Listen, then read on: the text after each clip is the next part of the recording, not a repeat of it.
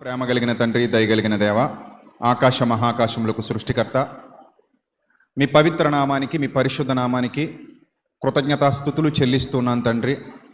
ప్రభువా, మీ పిల్లలు మీ మాటలు విని విడిచిపెట్టే గుంపులో కాక విన్న వాక్యమును అనుసరించి జీవించగలిగే భాగ్యాన్ని ప్రసాదించండి. మీ సత్యవాక్యమును సరిగా విభజించి ఉపదేశించడానికి మీ సమయోచితమైన జ్ఞానాన్ని, మరి ముఖ్యంగా మా యందు మీరు నివసింపజేసిన మా అందరి ఆదరణకర్త అయిన పరిశుద్ధాత్మని సహాయమును ప్రసాదించండి. దుష్టుడు ఏ విధంగానూ వెత్తబడుతున్న వాక్యాన్ని మీ పిల్లల హృదయాలలో నుండి ఎత్తుకుని పోకుండా, వాటిని అపార్థం చేయించకుండా వారు జాగ్రత్తగా గమనించగలిగే వివేకమును, జ్ఞానమును పుట్టించండి. సమస్తము మీకు మహిమకరంగా, మా అందరి జీవితాలకు దీవెనకరంగా జరుగునట్లు సహాయం చేయమని, మీ దాసుడనైన నాకు మీ ఆత్మ సహాయమును ప్రసాదించమని క్రీస్తు నామంలో ఈ ప్రార్థన మనవులు అడిగి వేడుకొనిచున్నాం మా కన్న తండ్రి, ఆమెన్. ప్రియమైన దేవుని ప్రజలారా, క్రైస్తవ్యంలో జ్ఞానము లేని వారు ఉన్నారు అన్న సంగతి తెలుసు, కానీ మరీ ఇంతమంది ఉన్నారు అన్న విషయం నాకు అర్థం కాలేదు. ఈ మధ్య జరుగుతున్న పరిణామాలు చూస్తుంటే దేవుని నామాన్ని బహిరంగంగా, బాహాటంగా ప్రజల మధ్య అవమానించడానికి కొందరు సిద్ధపడుతున్నారు. వారికి ధైర్యం ఏదో, సాహసం ఏదో, యుక్తి ఏదో, జ్ఞానం ఏదో కూడా తెలియట్లేదు. పోనీ అలా అని వీళ్ళు ఏమైనా మహాధైర్యవంతులు అంటే కాదు, కూడా ప్రగల్భాలు పలికేవారు మాత్రమే. సో ఏది ఏమైనప్పటికీ వాక్యాన్ని వక్రీకరిస్తూ, వాక్యంలో ఉన్న విషయాలను సరిగా అర్థం చేసుకోనక, సందర్భానుసారంగా మాట్లాడటం తెలియక, యుక్తిగా వివేచనతో సమాధానం ఇవ్వడం తెలియక చాలామంది రాబోయే రోజుల్లో సువార్తను అన్యజనులకు దూరం చెయ్యబోతున్నారు అన్నది మాత్రం సత్యం. నేను ఈరోజు చెప్తున్నాను, రాసి పెట్టుకోండి. ఎవరి వల్ల అన్యజనుల మధ్య దేవుని నామం అవమానాల పాలవుతుంది అంటే మిమ్మును బట్టియే కదా అన్నాడు. మిమ్మును బట్టి అంటే వివేకం లేకుండా, యుక్తి లేకుండా, విజ్ఞత లేకుండా, సందర్భానుసారమైన అవగాహన లేకుండా, సమస్తము మనకేదో బయలుపరచబడినట్టుగా భ్రమిస్తూ, రాబో సంగతులను గూర్చి వ్యర్థమైన భాష, వ్యర్థమైన మాటలు సమాజానికి బోధిస్తూ, నేర్పిస్తూ చాలామంది తప్పుదారి పట్టే అవకాశాలు పుష్కలంగా, మెండుగా కనబడుతున్నాయి. సరే, ఈరోజు అనేక మంది ఏదైతే ఇన్నాళ్ళు మనం చాలామంది చాలాసార్లు పలికినటువంటి, నేర్చుకున్నటువంటి వచనం, మనం అందరం కూడా ఆ విషయంలో దారి తప్పామేమో ఒకసారి పరీక్షించుకోవాలి. కాబట్టి ఈరోజు ఒక విలువైన అంశాన్ని సంఘంలో మాట్లాడడానికి నేను సిద్ధపడ్డాను. ఇప్పుడే కాదు, సాయంత్రం రాజమండ్రిలో కూడా మాట్లాడతాను, మరికొన్ని విషయాలు మాట్లాడతాం. అలాగే రాత్రికి మండపేటలో కూడా మరికొన్ని విలువైన విషయాలు మాట్లాడతాం. మనం ప్రతిరోజు మాట్లాడుకునే విలువైన విషయాలే నేను ప్రత్యేకంగా చెప్పేది ఈ సందర్భాన్ని అనుసరించి అని. రైట్. ప్రియులరా, మీ అందరూ ఎవరో బైబిల్ తెరవకుండా, అందరూ బైబిల్ మూసేయండి ఒకసారి. మొత్తం అందరూ బైబిల్ మూసేయాలి.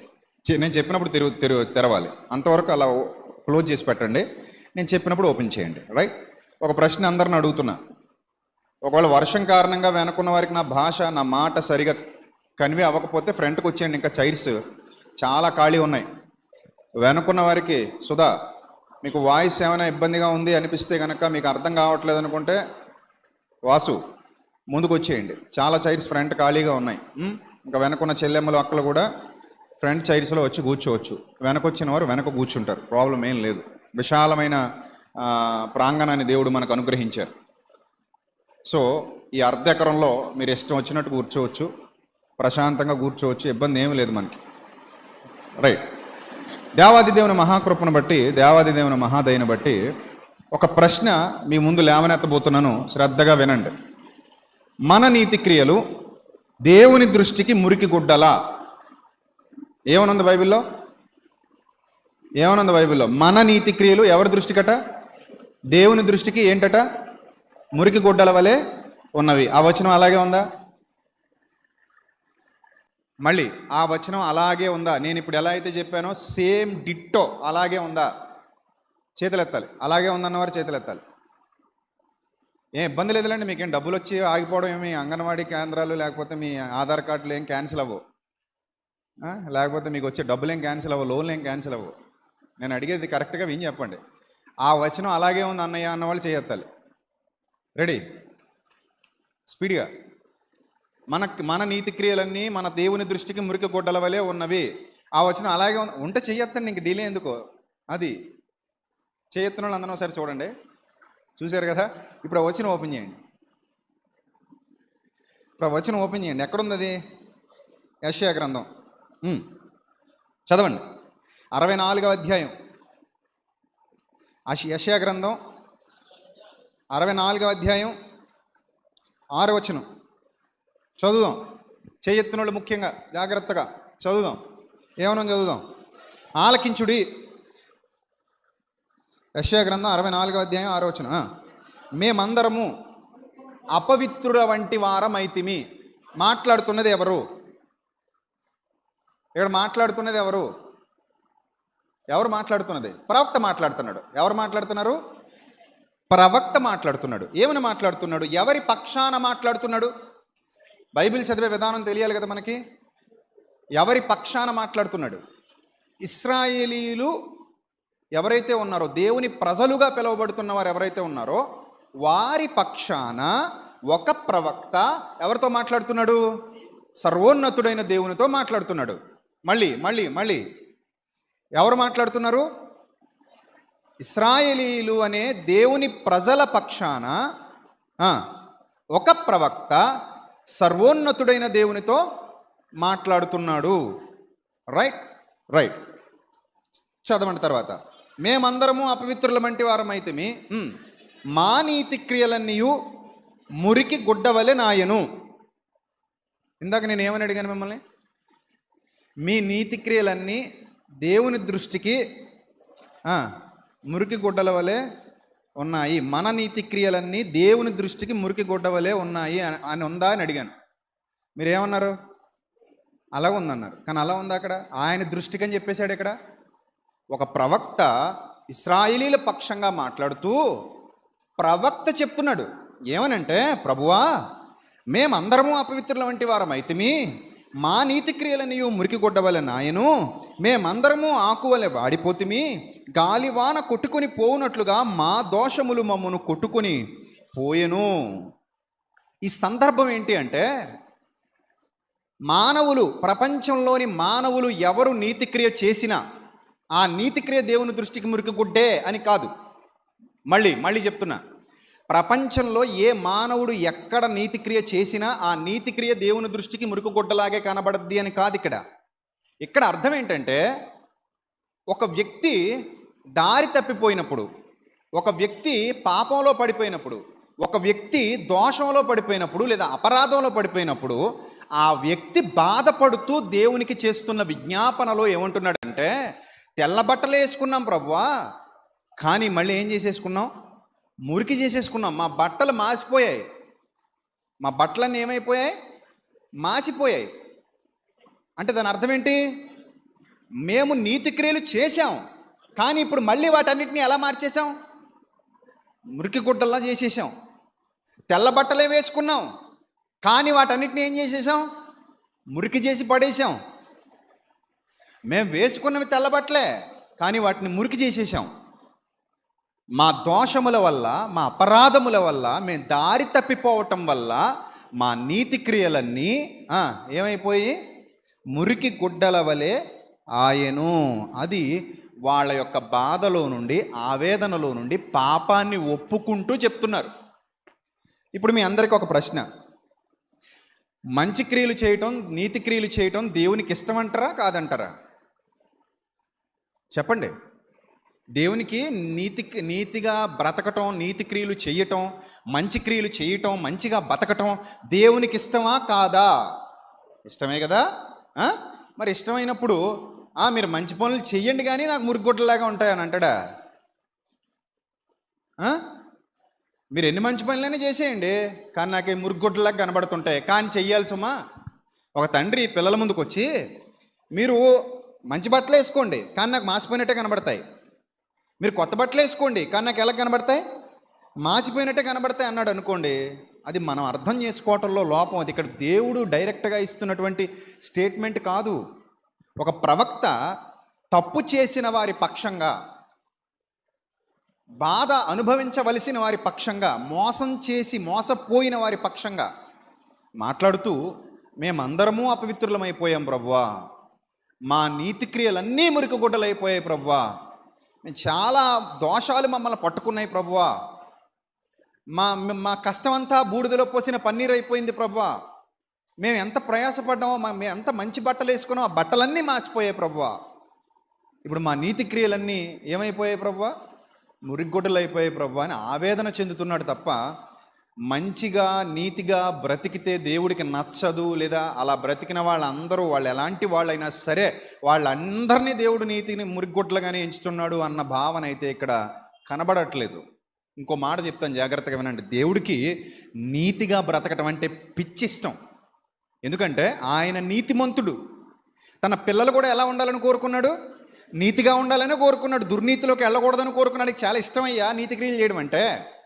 నువ్వు నీతిగా బ్రతికితే ఆయనకి చాలా ఇష్టం, నువ్వు యథార్థంగా బ్రతికితే ఆయనకి చాలా ఇష్టం. మురుగుగొడ్లు అండు ఆయనకి ఇష్టం. నువ్వు నీతిగా బ్రతికితే ఇష్టం లేదని నీకు అనిపిస్తుందా? నీ మనసుకి చెప్పు. వాక్యం చదివితే నీతిగా బ్రతకడం నా దేవునికి ఇష్టం లేదు. ఇప్పుడు నీతి క్రియలు మనం ఎంత నీతిగా బ్రతికినా ఆయన దృష్టికి మురుగుగొడ్లు అయినప్పుడు ఇంక నీతిగా బ్రతకడం ఎందుకు చెప్పండి? వేస్టే కదా అప్పుడు. అంతేనా? మీకు అర్థమవుతుందా సత్యం?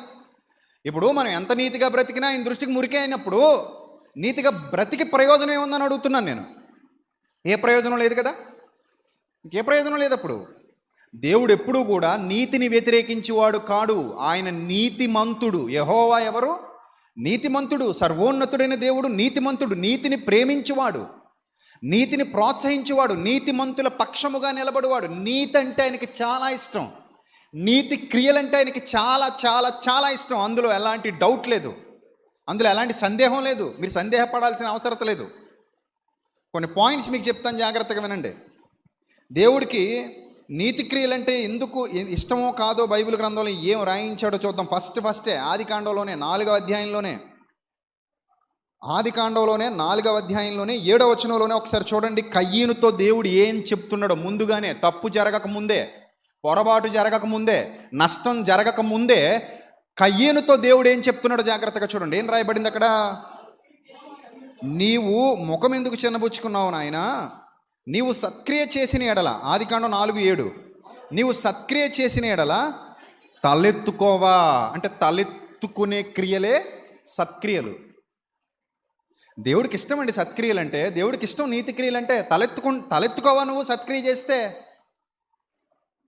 అవును, మరి నేను ఇన్ని సత్క్రియలు చేసి పడిపోయాను కాబట్టి నా నీతి క్రియలన్నీ ఇప్పుడు ఎలా కనబడుతున్నాయి? మురుగుగొడ్డల్లా కనబడుతున్నాయి. దాన్ని నిలుపుకుంటే దేవుడికి సంతోషమే, కానీ దాన్ని నిలుపుకోనప్పుడే ఆయన దృష్టికి అలా కనబడుతున్నది భక్తుడి వాదన తప్ప. అక్కడ మనం ఎంత మంచిగా బ్రతికినా, ప్రపంచంలో ఎవరెన్ని మంచి పనులు చేసినా ఇంకా అవి ఎప్పుడు నాకు మురుగుగొడ్లే అన్నది దేవుడి యొక్క విధానం కాదు. దేవుడు దాన్ని అలా నిరూపించలేదు. ఎక్కడ అపార్థం జరుగుతుందో మన ఆత్మీయ జీవితంలో మనం ఒకసారి ఆలోచించాలి. కోర్స్ గతంలో ఇలాగే అర్థం చేసుకున్నాం మనం బైబిల్ని, ఇలాగే అర్థమైంది మనకి. కానీ ఒక్కసారి లోతుగా సత్యాన్ని ఆలోచిస్తే, అవును ఇంతకీ నా దేవునికి నీతి క్రియలు అంటే ఇష్టమా కాదా, నా దేవునికి సత్క్రియలు అంటే ఇష్టమా కాదా? ఇష్టం లేదని ఎక్కడ చెప్పడాయన. ఇష్టం కాబట్టే కయ్యనికి కూడా ఏం చెప్తున్నాడు? నీవు సత్క్రియ చేస్తే ఎలా ఉంటావు? తలెత్తుకుంటావు. సత్క్రియ చేయకపోతే ఏం చేస్తావు? తల దించుకుంటావు. తల దించుకునే పనులు నాకు నచ్చవు. తలెత్తుకునే పనులు చేయండి. తలెత్తుకునే పనులు చేస్తూ చేస్తూ ఒక్కసారి తలదించుకునే పని చేసావనుకో, ఎన్నాళ్ళు చేసి నీ తలెత్తుకునే పనులన్నీ ఏమైపోయినట్టు? మాసిపోయినట్టు, మురికైపోతున్నట్టు. కాబట్టి ఎల్లప్పుడూ తెల్లగా ఉండాలని కోరుతున్నటువంటి దేవుడు, ఎల్లప్పుడూ నీతిగా ఉండాలని కోరుతున్నటువంటి దేవుడు నీతి క్రియల పట్ల ఆసక్తి కలిగిన వాడే తప్ప నీతి క్రియలు చేస్తుంటే వద్దు, మీ నీతి క్రియలన్నీ నాకు ఎప్పుడు మురుగుగొట్టలాగే ఉంటాయి, మీరు ఎన్ని చేసినా కూడా నేను వాటిని పట్టించుకోను అని అనేవాడు కాడు. నీతిగల న్యాయాధిపతి ఎవరు? మన దేవుడు నీతిగల న్యాయాధిపతి. ఇక వాళ్ళ గురించి, అలాంటి వాళ్ళ గురించి ప్రభు ఏం రాయించారో ఒకసారి దైవ గ్రంథాలు ఇంకా చూద్దాం. ఈరోజు రెఫరెన్సెస్ ఎక్కువ ఉంటాయి, జాగ్రత్తగా చూడండి. సమూయేలు మొదటి గ్రంథం 2వ అధ్యాయం 3వ వచనం. సమూయేలు మొదటి గ్రంథం 2వ అధ్యాయం 3వ వచనం జాగ్రత్తగా చూడాలి. యెహోవా అనంత జ్ఞానియగు దేవుడు, ఆయనే క్రియలను పరీక్షించువాడు. ఇప్పుడు మనం నీతి క్రియలైనా మురుగుగొడ్లు అయితే చెడ్డ క్రియలు ఆటోమేటిక్గా ఏ గొడ్లు? మరి నా పాయింట్ మీరు క్యాచ్ చేయాలి. నీతి క్రియలు మురుగుగొడ్లండి. మరి చెడ్డ క్రియలు, దుర్నీతి క్రియలు అవే గొడ్లు, అవి ఇంకా మంచి గొడ్లా? దుర్నీతి క్రియలైనా మురుగుగొడ్లే కదా. అప్పుడు మురుగుగొడ్లలో వేరియేషన్ ఏముంది? ఏదైనా మురుగుగొడ్డని దేవుడు నిర్ణయించేస్తే అంటే మనం అర్థం చేసుకోవడంలో లోపమా కాదా మీకు క్లారిటీ వచ్చేసి ఉండాలి ఎప్పటికే. తాడు బొంగరం లేని వాళ్ళు కూడా కౌంటర్లు ఇవ్వడానికి రెడీ అయిపోతున్నారు. తాడు బొంగరం లేని వాళ్ళు, అలాంటి వాళ్ళని చూస్తే నవ్వు వస్తుంది నాకు. ఫీల్డ్లోకి వచ్చేసాం అనుకోండి, ఎదురెదురుగా కూర్చున్నాం అనుకోండి, తేడాలు వచ్చేస్తాయి. అందుకే నేను ఎప్పుడైనా వస్తే, ఎవరైనా వస్తే రండి బాబు మాట్లాడండి, ఫోన్ చేస్తే రండి మాట్లాడండి అంటాను నేను. రైట్? నీతి క్రియలే మురిగొట్లు అయిపోతే దుర్నీతి క్రియలు అవి కూడా మురిగొట్లు అయిపోతాయి. కాబట్టి ఇక్కడ మాట్లాడుతున్న సందర్భం, కాంటెక్స్ట్ అది కాదు. ఒకవేళ అన్ని క్రియలు మురిగొట్లు అయితే ఇక మురిగొట్లను పరీక్షించడం ఎందుకంటే పాయింట్. ఇక్కడ దేవుడి పని ఏంటట? మన దేవుని పని ఏంటట? ఆయన భూమి మీద ప్రతి ఒక్కరి క్రియలను, అలాగని కేవలం క్రైస్తవుల క్రియలను కాదు, క్రైస్తవులు ఒక్కరి దేవుని పిల్లలు కాదు, ప్రపంచంలోని ప్రతి మానవుడి కోసం దేవుడు 9 నెలల పాటు తల్లి గర్భంలో ఒక నిర్మాణాన్ని చేశాడు. ఒప్పుకుంటా ఒప్పుకోవా? లేదండి, లేదు క్రైస్తవులమైన మా కోసమే దేవుడు కష్టపడ్డాడు తప్ప అన్యజనుల్ని దేవుడు నిరూపించలేదంటే నీకంటే ఉంటారా ఎవరైనా? అలాగంటే కనుక ఉంటారా? ఉండరు కదా. కాబట్టి దేవునికి అందరూ పిల్లలే. ఎవ్వరూ ఆయన పిల్లలు కారననే అధికారం ఎవరికి లేదు. మనమందరము ఆయన బిడ్డలమే, మనమందరము ఆయన పిల్లలమే. ఏ మానవుడు తృణీకరింపదగిన వాడు కాడు. ప్రతి మానవుణ్ణి దేవుడే, సర్వోన్నతుడిని దేవుడే సృష్టించుకుని లోకానికి పంపించాడు. అందరూ ఆయన పిల్లలే. కాబట్టి అందరి క్రియలను దేవుడు ఏం చేస్తున్నాడు? పరీక్షిస్తున్నాడు. ఎందుకు క్రియలను పరీక్షిస్తున్నాడు? తీర్పులో నిలబడేది క్రియల మీదే. తీర్పు దేన్ని బట్టి జరుగుతుంది? క్రియలను బట్టి జరుగుతుంది. తీర్పు క్రియలను బట్టే జరుగుతుంది. నీ క్రియలు అవి మంచివైనను సరే, చెడ్డవైనను సరే, ప్రతి వాడు దేవుని ఎదుట నిలబడాలి. మంచి క్రియలైనా నిలబడాలి. నిలబడడం తప్పదు. అలా కాదండి నేను మంచోడిని కదండి అంటే అఫ్కోర్స్ నువ్వు మంచోడివే. మంచి క్రియలకు కూడా నిలబడాలి, చెడ్డ క్రియలకు కూడా నిలబడాలి. మంచి క్రియలతో నిలబడిన వాడు ధైర్యంగా ఉంటాడు, చెడ్డ క్రియలతో నిలబడిన వాడు ధైర్యంగా ఉండడు. That is the difference between good things and evil things. నా పాయింట్ మీరు అర్థం చేసుకోవాలి. ఇక్కడ క్రియలను పరీక్షిస్తున్నాడు దేవుడు. మనవేనా? అందరివినా? వివేకము కలిగి దేవుని వెదకువారు కలరేమో అని దేవుడు ఆకాశము నుండి నరులను ఏం చేస్తున్నాడట? పరిశీలిస్తున్నాడు. ఆయన పని ఏంటంటే పరిశీలించడం. సో నిన్ను పరీక్షిస్తున్నాడు, నన్ను పరీక్షిస్తున్నాడు, మనందరినీ పరీక్షిస్తున్నాడు. మనందరినీ పరీక్షించేటువంటి దేవుడు మన క్రియలు ఎలా ఉన్నాయి అని చూస్తున్నాడు. మనం ఎలా ఉన్నాం, మనం ఎలాంటి క్రియలు కలిగి ఉన్నాం, మనం ఎలాంటి ఆలోచనలు కలిగి ఉన్నాం, మనం ఎలాంటి ఉద్దేశాలు కలిగి ఉన్నాం అని చూస్తున్నాడు. అన్ని చెడ్డ క్రియలు అయినప్పుడు, అన్ని మురిగొడ్లు అయినప్పుడు ఇంక పరీక్ష ఎందుకండి? రైట్. ఇక మరో పాయింట్ మనం జాగ్రత్తగా చూడగలిగితే ఒక అద్భుతమైన విషయాన్ని మీకు చెప్తాను. దేవుడు క్రియల విషయంలో ఎలాంటి భావజాలం కలిగి ఉన్నాడు అనేది మనం ఒక్కసారి బైబిల్ గ్రంథంలో చూస్తే, ప్రియమైన దేవుని ప్రజలారా, కొరింథీయులకు రాసిన 2వ పత్రిక 5వ అధ్యాయము 10వ వచనం. కొరింథీయులకు రాసిన 2వ పత్రిక 5వ అధ్యాయము 10వ వచనం. 10వ వచనం చూడండి. ఎందుకనగా తాను జరిగించిన క్రియల చొప్పున అవి మంచివైనను సరే, చెడ్డవైనను సరే. అర్థమవుతుందా? అవి మంచివైనను సరే. ఒక మనిషి తన జీవితంలో శరీరం అనే ఒక యంత్రంలో ఉండి ఆత్మగా ఎన్నో పనులు చేసుకుంటూ పోతాడు. అవన్నీ రిజిస్టర్ అవుతున్నాయి దేవుని సన్నిధిలో. మనకు ఒక 60 ఏళ్ల జీవితాన్ని దేవుడు ఇచ్చాడు అనుకోండి. ఈ 60 ఏళ్లలో మనం ఎన్నో పనులు చేసుకుంటూ వెళ్ళిపోతాం. ఇది ఫ్యాన్స్ ఆన్ చేయండి. ఎన్నో పనులు మనం చేసుకుంటూ వెళ్ళిపోతే అవన్నీ దేవుని యొద్ద రిజిస్టర్ అవుతున్నాయి. రైట్. ఇప్పుడు జాగ్రత్తగా చూడండి. అక్కడ ఏమని చెప్తున్నాడంటే, ఆ రిజిస్టర్ అయినవి మంచిగా రిజిస్టర్ అయినా సరే, చెడ్డగా రిజిస్టర్ అయినా సరే, దేహముతో జరిగించిన వాటి ఫలమును ఉందా లేదా? దేహముతో జరిగించిన వాటి ఫలమును ప్రతి వాడునూ పొందునట్లు మనమందరమును క్రీస్తు న్యాయపీఠం ఎదుట ప్రత్యక్షము కావలయును. ఇంతకీ తీర్పు అనేది కేవలం క్రైస్తవులకేనా, అన్యులకు కూడానా? తీర్పు మొదట మనకే. తీర్పు ఎక్కడ ఆరంభమవుద్దట? దేవుని ఇంటి యొద్ద. ఫస్ట్ తాట తీసేసేది మనకే. తర్వాత రెండోవాడు వస్తాడు, తర్వాత అన్యుడు వస్తాడు.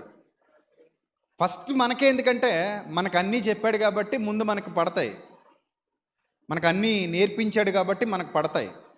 మనకి క్షమాపణ పొందమని మనకి బుద్ధి ఉంది కాబట్టి, వివేకం ఉంది కాబట్టి మనం మామూలుగా అన్యజనులకి వెళ్ళి సువార్త ప్రకటించాం. ఏమని? రే మారండి రోయ్ అని. అప్పుడు దేవుడు కొరడా పట్టుకొచ్చి నువ్వు మారావేటి రోయ్ అంటాడు. మనం చేసే పని ఏంటి? అన్యజనుల దగ్గరికి వెళ్ళి మారు మనస్సు పొందండి, మారు మనస్సు పొందండి. మరి నువ్వేం పొందావురా బిడ్డ? వాళ్ళ పొందమన్నావు, నువ్వేం పొందావు? సరే, ముందు నువ్వు వచ్చి తక్కెట్లో నిలబడు, నీకు తూకం వేద్దాం. నువ్వు ముందు కొలతలకు రా, ఈ కొలతల్లో నువ్వు తేలావో లేదో చూద్దాం. అందుకే తీర్పు దేవుని ఇంటి యొద్ద. పౌలు గారు కూడా మాట్లాడుతూ అంటారు, వెలుపలి వారికి తీర్పు తీర్చుట నాకేలా, వెలుపలి వారికి దేవుడే తీర్పు తీర్చును అన్నాడు. ఎవరికైనా తీర్పు తీర్చే న్యాయాధిపతి ఎవరు? దేవుడే. ఆయనే తీర్పరి. నాకైనా నీకైనా ఎవరికైనా దేవుడే తీర్పరి. అర్థమైందా? మనం ఆ దేవుడి తీర్పును గురించి ఆలోచిస్తున్నప్పుడు ఇక్కడ అర్థమవుతోంది, అక్కడ ఒక ఫలం ఉందంటున్నాడు. దేహముతో జరిగించిన వాటి ఫలం. నేను మొన్న వారం మీకు చెప్పాను, మన గురించి దేవునికి ఎవ్వరూ సాక్ష్యం ఇవ్వాల్సిన అవసరం ఉండదు. మన గురించి దేవునికి ఎవరు చెప్పాల్సిన అవసరం ఉండదు. ఎందుకు ఉండదు అంటున్నానంటే, నీకు ఆయనకు ఒక డైరెక్ట్ కనెక్షన్ ఉంటుంది. నీ డేటా మొత్తం ఆయన దగ్గర సేవ్ అయిపోతుంటుంది. ఆయన దగ్గర నువ్వు అబద్ధం ఆడడానికి సరిపోవు, ఆయన దగ్గర నువ్వు బొంకటానికి సరిపోవు, ఆయన దగ్గర నువ్వు ఏది కాదనడానికి సరిపోవు. ఒకవేళ కాదన్నా ఆయన ఒప్పుకోడు. నేను నవ్వలేదు అంటే నువ్వు నవ్వావు అన్నాడు ఆయన. ఎవరితోనూ నేను నవ్వలేదు అంటే నో, నువ్వు నవ్వావు అన్నాడు. అర్థమైందా? సో అంత చిన్న విషయంలో కూడా అంత ఖచ్చితంగా మాట్లాడుతున్నటువంటి దేవుడు, ఆయన ఎదుట మనం దాచడానికి ఏమీ లేదు. అందరి హృదయాలు, ఆకాశము, భూమి, పాతాళము అన్నీ ఆయన దృష్టికి తేటగా కనబడుతున్నాయట. ఓ మానవుడా, నీ హృదయము మరి తేటగా కనబడుతుంది కదా, నీ హృదయ ఆలోచనలు మరి తేటగా కనబడతాయి కదా. సో కాబట్టి ఆయన కంటికి కనబడని సృష్టము ఏది లేదు, ఆయనకు అన్నీ తెలుసు. సో కాబట్టి ఇక్కడ మాట్లాడుతున్న మాట మనం జాగ్రత్తగా చూస్తే, క్రియలను బట్టి ఇక్కడ ఏం జరుగుతుందంట? తీర్పు జరుగుతుంది. అది అన్యులకైనా మనకైనా ఎవరికి న్యాయపీఠం ఎదుట న్యాయమైన, యథార్థమైన, ఖచ్చితమైన తీర్పు ఇవ్వబోయేది ఎవరు? దేవుడే. అందుకే ఆ తీర్పు గురించే మనల్ని మాట్లాడొద్దు అంటాడు. కొంతమంది అంటారు కదా, తీర్పుకి ఖండించడానికి తేడా తెలియదు చాలామందికి. తీర్పు అంటే ఏంటో తెలుసా? ఇతనికి ఉరిశిక్ష విధించుచున్నాను, అది తీర్పు. అరే బుద్ధిహీనుడా, ఇలాంటి పని చేయకు, అది ఖండించడం. తేడా తెలుస్తుందా మీకు? ఇతనికి ఏం విధిస్తున్నాను? ఉరిశిక్ష విధిస్తున్నాను, తీర్పు అది. కానీ బుద్ధిహీనుడా, నువ్వు ఇలాంటి భ్రష్టమైన పనులు చేయకు, మారు మనసు పొందు, నువ్వు చేసే తప్పు, బుద్ధి తెచ్చుకో, తప్పు దిద్దుకో. ఖండించడం, బుద్ధి చెప్పటం, సరిచేయటం. ఇది తీర్పు కాదు. ఇది సెన్స్ ఉండదు చాలామందికి. తీర్పు అంటే ఇంక ఫైనల్ డెస్టినేషన్కి పంపించేయడం అనమాట. నువ్వు డిసైడ్ చేసేయడం, న్యాయాధిపతిలా కూర్చొని నువ్వు డిసైడ్ చేసేయడం. ఆ డిసైడ్ చేసే అధికారం దేవుడు మనకి ఇవ్వడు. ఏమండి? ఇక్కడ మనం జాగ్రత్తగా గమనిస్తే దేవుడు న్యాయంగా మాట్లాడుతూ అంటున్నాడు, ఒక మనిషికి న్యాయమైన తీర్పు నేను తీరుస్తాను.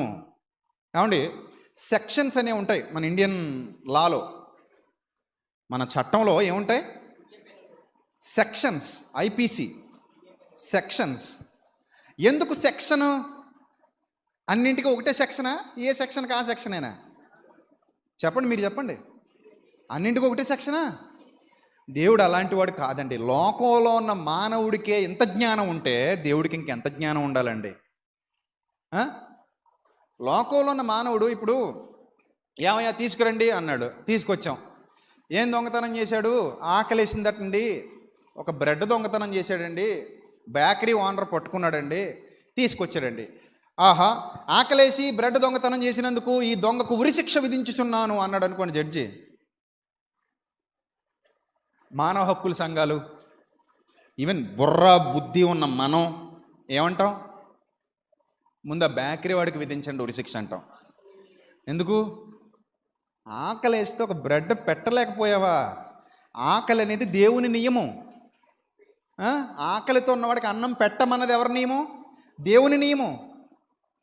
సో మరి ఆ దేవుని నియమంలో ఆకలి అన్ని దగ్గరికి వచ్చినోడికి గొప్పడు మెతుకులు పెట్టలేకుండా వాడిని తీసుకొచ్చి శిక్షలో నిలబెడితే ఏమయ్యా న్యాయమూర్తి, నువ్వు ఆయనకి ఉరిశిక్ష వేసేస్తావా అంటాడు. సో ప్రతి దానికి ఒక సెక్షన్ ఉంటుంది. ఆ సెక్షన్ ప్రకారంగానే ఏం జరుగుతుంది? తీర్పు జరుగుతుంది. అంతే తప్ప ఇది ఇలా దీనికి ఉరిశిక్ష, దానికి ఉరిశిక్ష, అన్నింటికీ ఉరిశిక్ష అని మానవులు అనరు. మరి దేవుడు నీ చేత వేలెత్తి చూపించుకునేవాడా? చెప్పు, వేలెత్తి చూపించుకునేవాడా? కాడు. ఆయన దృష్టికి పాపం విషయంలో దేవుడు మాట్లాడుతూ బైబిల్ గ్రంథంలో ఒక మాట వ్రాయించాడు. మరణకరమైన పాపం అంటాడు, మరణకరము కాని పాపం అంటాడు, క్షమించదగిన పాపం అంటాడు, క్షమించతగని పాపం అంటాడు. ఏంటండి పాపం విషయంలో దేవుడు మాటలు ఎలా ఉన్నాయి? ఎప్పుడైనా ఆలోచించారా? మరణకరమైన పాపము అన్నది ఆయనే, మరణకరము కాని పాపము అన్నది ఎవరు? మళ్ళీ ఆయనే. క్షమించదగిన పాపము అన్నది ఆయనే, క్షమించతగని పాపము అన్నది ఆయనే. అంటే దీన్ని బట్టి మనకేమర్థం అవుతుందంటే, మనుష్యులకు జ్ఞానమిచ్చిన దేవుడు ఆయనకే మనకే ఇన్ని సెక్షన్లు ఉంటే ఆయన దగ్గర కూడా అంతకంటే ఎక్కువ సెక్షన్లు ఉన్నాయి. అందుకే అంటాడు, బోధకులమైన మనము మరీ కఠినమైన తీర్పు అంటాడు. మరీ కఠినమని మన గురించి ఎందుకు అంటున్నాడు? నీకు ఇంకా గట్టిగా పడతారో అని చెప్తున్నాడు. బోధకుడా, నీకు ఇంకా గట్టిగా పడతాయి. బోధకుడమైన మనము నువ్వు ఏది పడితే అది, ఎలా పడితే అలా, ఎప్పుడు పడితే అప్పుడు నీకు నచ్చినట్టు బోధించుకుంటూ వెళ్ళిపోతే నీకు ఇంకా గట్టి దెబ్బలు పడతాయని చెప్తున్నాడు. అర్థమవుతుందా? కాబట్టి దీన్ని బట్టి మనకేమర్థమైంది? దేవుడు తీర్పు తీర్చేప్పుడు నీతిగా, న్యాయంగా, వారి హృదయ రహస్యాలు ఎరిగి మరీ క్లియర్గా తీర్పు తీరుస్తాడు. నువ్వు కంగారు పడిపోకూడదు తీర్పు విషయంలో. ఆయన తీరుస్తాడు. చాలామంది ఎంత మూఢత్వంలో ఉన్నారంటే అసలు వాళ్ళకి ఏమర్థమైంది, ఏం చదువుతున్నారు, వాళ్ళు ఏం నేర్చుకున్నారో కూడా ఏం అర్థం కాని పరిస్థితిలో ఉన్నారు. అంటే వీళ్ళ దృష్టిలో ఏంటంటేనండి, ప్రభువును నమ్మేశాం కాబట్టి ఇంక మనందరం నీతిమంతులమే. వాళ్ళ భావనది. అదే ప్రభు ఒప్పుకోవాలి దాన్ని, నువ్వు కాదు. ఇప్పుడు నేను ప్రభు దగ్గరికి వచ్చి, ప్రభువా అది ఆ కుండీలో మునిగాను, తండ్రి యొక్కయు కుమారుని యొక్కయు పరిశుద్ధాత్మ యొక్క నామంలో అంటూనే ముంచారు నన్ను. ఆ నామంలోనికి నేను మునిగాను, బాప్తిసం పొందేశాను. బాప్తిసం పొందావు ఆయన మార్మన్స్ పొందావా అంటాడు ఆయన. అదంతా తర్వాత విషయం. ప్రభు బాప్తిసం పొందాను, సరే బాప్తిసం పొందిన తర్వాత అంతే పొందేశాను కాబట్టి పరలోకి వచ్చేస్తాను. అలా కాదు నాయన, ఇంకో మాట ఉంది, అంతం వరకు సహించువాడు ఎవడు అని అన్నాను కదా నాయన. మరి అది ఏమన్నా చేసావా? అవన్నీ అనవసరం ప్రభా. ఇప్పుడు నేను బాప్తిసం పొందేశాను కాబట్టి నేను నీతిమంతుని ప్రభా, నేను పరలోకి వచ్చేస్తాను ప్రభా. మరి వీళ్ళందరూ అపవిత్రులు ప్రభా, వీళ్ళందరూ దుర్మార్గులు వీళ్ళు. కాబట్టి వీళ్ళందరినీ నరకలు వేసేద్దాం ప్రభా, మనం కలిసి తోసేద్దాం, మన ఇద్దరం కలిసి అంటే చెయ్యి నీ మేడ మీద ఉంటుందేమో ప్రభు, చెయ్యి చూసుకో. మరి తోద్దాంలే కానీ ఆయన ముందు ఇలా రాన్నాడు అనుకో, చెయ్యి నీ మేడ మీద పడద్దేమో తోసేయటానికి. సో నీ బతుక్కే గ్యారంటీ లేదు, మన బతుకులకి ఇంకేమీ లేదు, గ్యారంటీ లేదు. చెప్పండి, ఇక్కడ రాసేవండి 100 రూపాయలు బాండ్ పేపర్ మీద, నేను 60 ఏళ్ల తర్వాత పరలోకానికి వెళ్తాను అని రాసి ఇవ్వగలవా? రాసి ఇవ్వలేవు, నీకే భయం. ఎందుకంటే ఏమో పౌలంతటి మహానుభావుడే ఏమంటాడు తెలుసా? అందరికీ ప్రకటించిన తర్వాత నేనే భ్రష్టుడనైపోదునేమోనని నా శరీరమును నలగగొట్టుకుని దాన్ని ఏం చేసుకుంటున్నాను? లోపరుచుకుంటున్నాను. ప్రస్తుతానికి ఓకే, కానీ ఫ్యూచర్లో కూడా ఇలాగే ఉండాలి. విశ్వాస యాత్రలో నుంచి వైదొలిగిపోకుండా, విశ్వాసంలో నుంచి తప్పిపోకుండా, ఆ నీతి మార్గంలో నడుస్తూ, ఆ యథార్థమైన దేవుని సన్నిధానంలో నడుస్తూ, ఆయన యందు భయభక్తులు కలిగి ఆయనకు లోబడుతూ మనం ముందుకు కదలాలి. ఇప్పుడు నువ్వు వచ్చి సమాజంలో ఏం మాట్లాడతావు? వాడు నరకానికి పోయాడు, వీడి నరకానికి పోయాడు. You don't have any right to speak. నీకు అసలు ఆ అధికారం లేదు, నువ్వు మాట్లాడడానికి వీల్లేదు. కీప్ క్వైట్ అంటాడు దేవుడు. ముందు నీ చూసుకో. ఈ ప్రతి ఒక్కడూ తయారైపోవడమే తీర్పులు తీర్చేయడానికి. ఈడు జైలుకి వెళ్ళి వచ్చినోడు తీర్పులు తీర్చేయడమే, మోసాలు చేసినోడు తీర్పులు తీర్చేయడమే, దగుర్బాజీ పనులు చేసేవాళ్ళు తీర్పులు తీర్చేయడమే, తల్లి సమానుల్ని కొట్టినోళ్ళు తీర్పులు తీర్చేయడమే. ఇంకా అందరు తీర్పులు తీర్చేయడమే, ఇంకా మనం వినేయడం తప్పు. నిత్యత్వాన్ని గూర్చిన తీర్పు ఎవరి చేతిలో ఉంది? నిత్యత్వాన్ని గూర్చిన తీర్పు దేవుని చేతిలో ఉంది. అది ఆయన తీస్తాడు. వెయిట్ చేద్దాం, మనందరం వెయిట్ చేద్దాం. ఎప్పటి వరకు? చివరి వరకు వెయిట్ చేద్దాం. అర్థమైందండి? అంతేగాని ఎవరు ఎన్ని మంచి పనులు చేసినా అవన్నీ మురుగుగుట్లే కదండి. అవన్నీ మురుగుగుట్లు. నీయే మంచి గుట్లు, మరి ఆడుకున్న మురుగుగుట్లు కూడా లేవు నీకు. అది చూసుకో ఫస్ట్. నీకే కాదు, నాకే కాదు, చాలామంది బోధకులకు లేవు, వాళ్ళకున్న మురుగుగుట్లే లేవు. మరి ఒకవేళ ఈ మురుగుగుట్లు అనుకుంటే అవి కూడా వేసుకోలేదు. మనం దిగంబరులకు కనబడతాం మరి దేవుడి దృష్టికి, నీ లెక్కల ప్రకారంగా. అంతేనా? నేను అంటాను, పబ్లిక్గా చెప్తున్నాను, నోట్ చేసుకోండి, రికార్డ్ అవుతుంది. ఈ రోజున్న చాలామంది కమర్షియల్ లేదా కార్పొరేట్ సేవకుల కంటే కూడా సోను సూద్ గొప్పోడు అంటారు. అవునా కాదు చెప్పండి? ఈ రోజున్న చాలామంది కార్పొరేట్ సేవకులు, దోచుకుంటున్న వాళ్ళు, లక్షల రూపాయలు దోచుకుంటున్న వాళ్ళకంటే కూడా సోను సూద్ గొప్పోడు. ఈ రోజున చాలామంది దోచుకుని అబద్ధాలతో, మోసాలతో క్రైస్తవ సమాజాన్ని మోసగిస్తున్న వారి కంటే కూడా చచ్చిపోయిన పునీత్ రాజ్ కుమారే గొప్పోడు అంటాను. ఎందుకంటే అది ఒకవేళ మురిగుడ్డ నువ్వు అంటే కనుక ఆ గుడ్డ కూడా లేదు నీకు. కాదని అనగలవా? ఆ గుడ్డ కూడా లేదు నీకు. ఎందుకు సమాజంలో దేవుడి నామాన్ని అవమానపరచాలి? జ్ఞానం లేదా? వివేకం లేదా? యుక్తి లేదా? అసలు అర్థం కాని స్థితిలో ఉన్నారండి చాలామంది. మూఢత్వంలోకి వెళ్ళిపోతున్నారు రోజు రోజుకి. వాళ్ళ బ్రతుకులే బాగున్నాయి అటు ఇటుగా చూస్తే. వాళ్ళే ఇంకా ఎక్కువ చారిటీ చేస్తున్నారు, వాళ్ళే ఇంకా ఎక్కువ డబ్బు ఖర్చు పెడుతున్నారు, వాళ్ళే ఇంకా బేదలను ఆదుకుంటున్నారు, వాళ్ళే ఇంకా కష్టాల్లో ఉన్న వాళ్ళకి సహాయం చేస్తున్నారు. కానీ మేము గొప్పోళ్ళము, పరిశుద్ధులం అని చెప్పుకుంటున్నవాడు అందులో ఏ మూలకి సాగలేకపోతున్నాడు, అందులో ఏ మూలకి వెళ్ళలేకపోతున్నాడు. ఎంత దారుణమైన స్థితికి వెళ్ళిపోయారంటే, పొద్దున్న ఒక పోస్ట్ చూశాను, ఒకడు వాట్సాప్లో పెట్టాడు, వెంటనే ఇచ్చాను గట్టిగా కోటింగ్. ఆడికి ధైర్యం ఎక్కువట. ఆ ధైర్యంతోనట అంబేద్కర్ గారు కూడానట నరకానికి పోయారని చెప్తాడట, భ్రష్టుడు. నేను అన్నాను అప్పుడు, దుర్మార్గుడా, సంఘంలో ఇలా బోధించు, ఒక్కడన్నా నీ సంఘానికి వస్తాడేమో చూద్దాం. ఈరోజు భారతదేశ అభివృద్ధిలో కానివ్వండి, భారతదేశంలో శూద్రులుగా పిలువబడిన వారు, ఒక కులమని కాదు, ఇక్కడ శూద్రుడు అంటే చాలామంది ఉన్నారు అందులో. అలా పిలువబడిన వారు ఎంతోమంది ఈరోజు అభ్యున్నతి పొందారంటే, ఒక మంచి మహానుభావుడు అతను. చాలా కష్టపడ్డాడు అతను, ఎన్నో నిందలు ఎదుర్కొన్నాడు, అవమానాలు ఎదుర్కొన్నాడు, ఎన్నో బాధలు ఎదుర్కొన్నాడు, ఇబ్బందులు ఎదుర్కొన్నాడు. ఆయనలో పావలా వంతు చేయలేదు నువ్వు, ఎవడు అసలు తీర్పు తీర్చడానికి? ఎవరంటే మనం మాట్లాడే మూర్ఖులు కాకపోతే దేవుడు అలాంటి వాడా? నువ్వు ఎంత మంచి చేసినా, నువ్వు ఎంతమందికి సహాయం చేసినా, నువ్వు ఎంతమందికి మేలు చేసినా,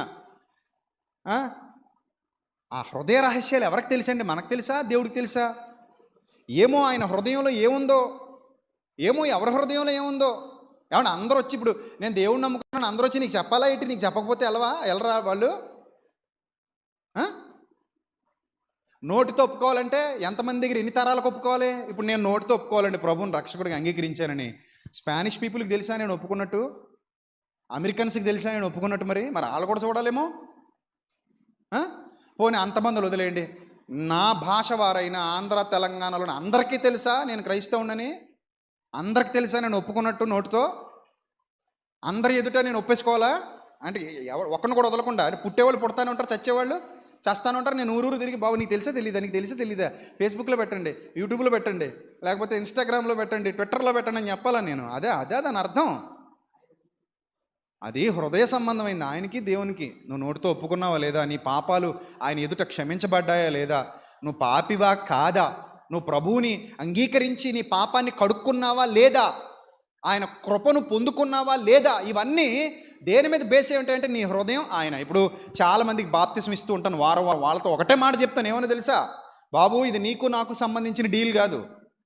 ఇప్పుడు నువ్వు మారు మనసు పొందానని అన్నావు నాతో, నేను నమ్మాను, కానీ ఆయన నమ్ముతాడో నమ్మడో అన్న దాని మీద డిసైడ్ అయి ఉంటుంది. అది అర్థమైందా?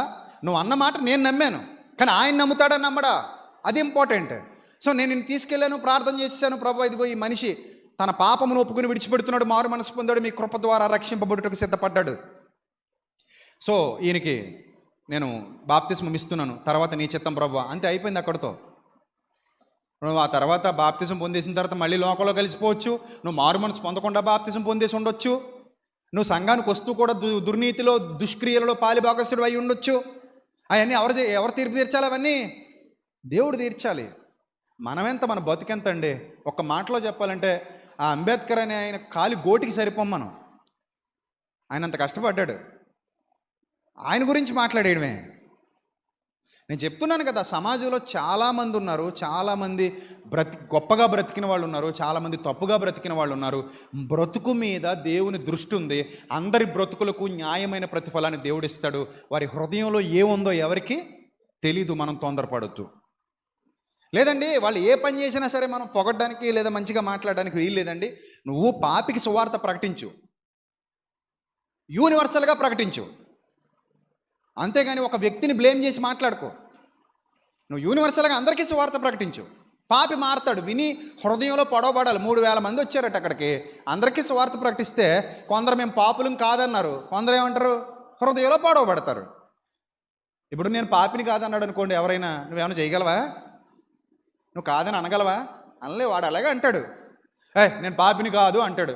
నువ్వు నోరు మూసుకుని వచ్చేయి, నువ్వెవరు మాట్లాడడానికి? లేదు, నువ్వు పాపివే, అంతటను అందరూ పాపము చేసి దేవుడు అనుగ్రహించి మహిమను పొందలేకపోయారు, నీతిమంతుడు లేడు, ఒక్కడునూ లేడు, నీకు అవసరం ఇవన్నీ? ఆడు ఒప్పుకోడవి నువ్వు ఎన్ని చెప్పినా. నువ్వు కాళ్ళు దులుపుకుని వచ్చేయి, నువ్వు ఫ్లెక్సీలు పెట్టుకో, నువ్వు బోర్డులు పెట్టుకో. అలా పెట్టడం వల్ల దేవుడి నామానికి అవమానం, అది దేవుడు చూసుకుంటాడు. అయినా ఆయన ఎప్పుడు నిలబడతాడో, ఎవడు ఎప్పుడు పడిపోతాడో, మరణించే సమయానికి ఎవరు ఎలా ఉన్నారో ఎవ్వరికీ తెలియదండి. ఎక్కువ మంది క్రైస్తవ పండితుల అభిప్రాయం చెప్పనా, క్రైస్తవ్యంలో 2 విభిన్నమైన వాదనలు ఉన్నాయి. మామూలు వ్యక్తి గురించి కాదు, ఒక మహాజ్ఞాని గురించి. ఎవరో తెలుసా మహాజ్ఞాని?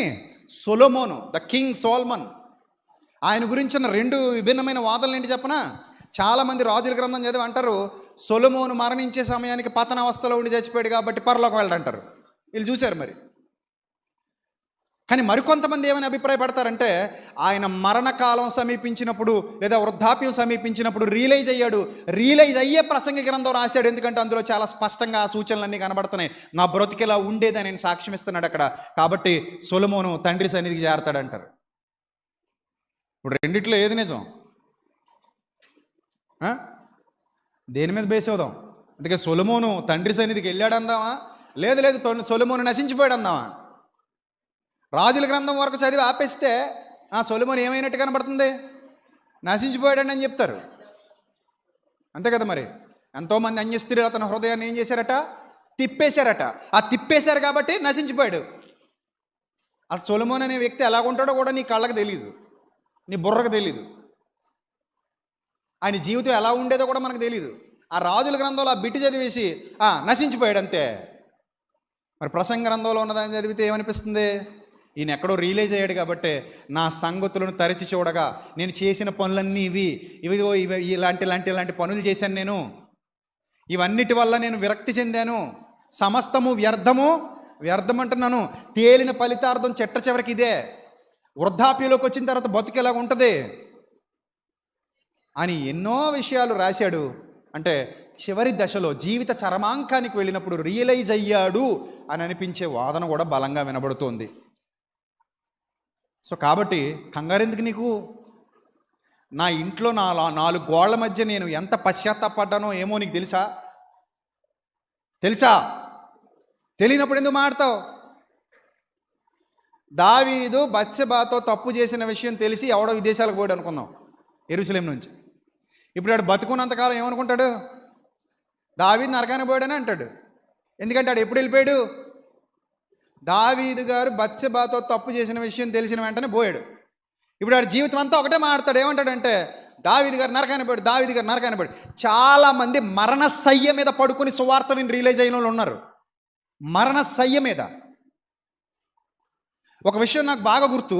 ఒకరోజు ఒక ఆయన నాకు ఫోన్ చేశాడు. నేను ఈ సువార్త యాత్రలో అడుగుపెట్టిన తర్వాతే అప్పటి నుంచే నా ఆలోచనలు చాలా పరిపక్వతలోకి వచ్చాయి. దేవుడు కూడా మనకు చాలా విషయాలు నేర్పిస్తుంటాడు. ఒకరోజు ఒక ఆయన నాకు ఫోన్ చేశాడు. ఫోన్ చేసి, అయ్యా నేను బ్యాప్టిజం తీసుకోవాలనుకుంటున్నాను, కన్నీటితో అడిగాడు. నేను మంచం మీద ఉన్నాను, ఎలాగండి బ్యాప్టిజం ఇవ్వడం?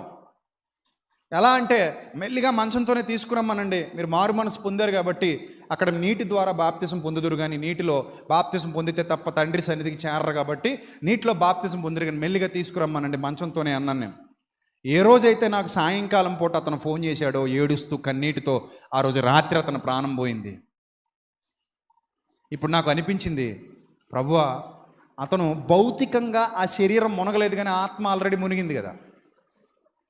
ఆల్రెడీ అతను పశ్చాత్తాపంతో ఉన్నాడు ప్రభువా, ఏడుస్తున్నాడు. ఇప్పుడు భౌతికంగా మునగటానికి అతని శరీరం సహకరించట్లేదు, లేవలేకపోతున్నాడు, కాళ్ళు పనిచేయట్లా, చేతులు పనిచేయట్లా, శరీరం సహకరించట్లా, ఎవడో ఒకడు మొయ్యాలి.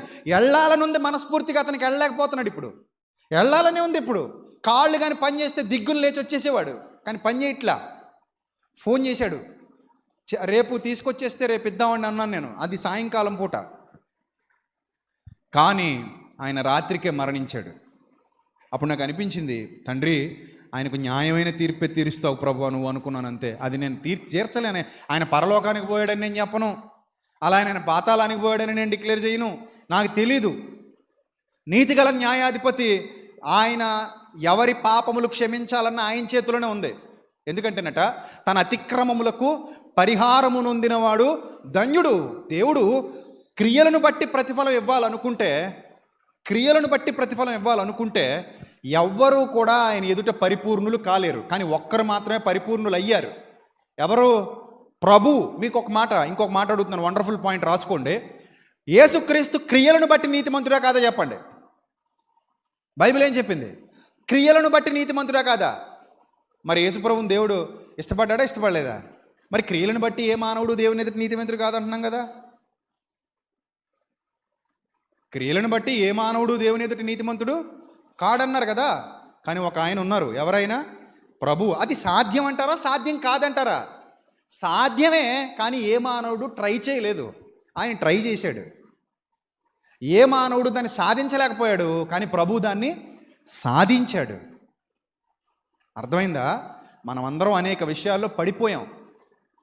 కొందరు మరణకరమైన స్థితిలో ఉన్నారు, కొందరు మరణకరం కాని స్థితిలో ఉన్నారు, కొందరు క్షమించదగిన స్థితిలో ఉన్నారు, కొందరు క్షమించదగని స్థితిలో ఉన్నారు. ఒక్కొక్కడు ఒక విధంగా ఆయన దృష్టి కనబడుతున్నాం.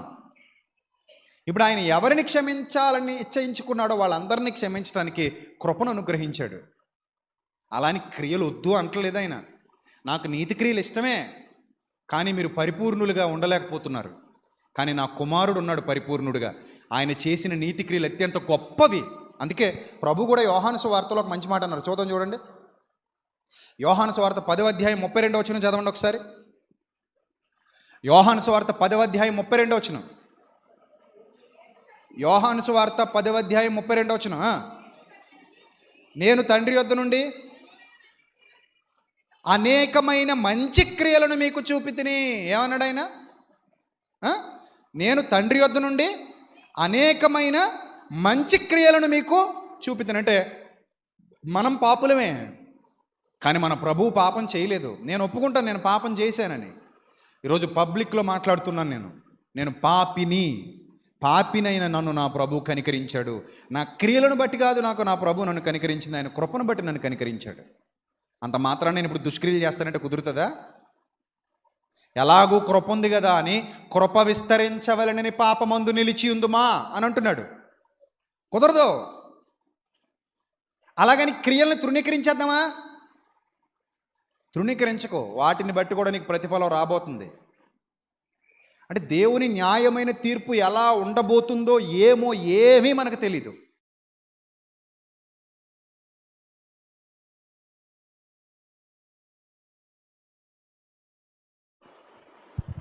మనం